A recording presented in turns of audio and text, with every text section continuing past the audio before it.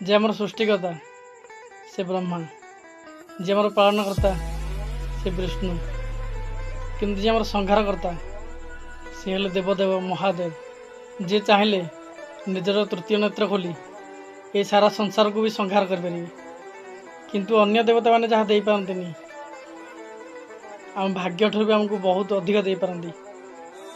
आम संहारकर्ता आम देवदेव महादेव जहाँ को कृपा बड़ी पंगु भी गिरी लंघी पारे, अंध भी दृष्टिशक्ति भी फेई पारे, मूक भी कथा कही पारे, अपुत्रिक भी पुत्र पाइपे,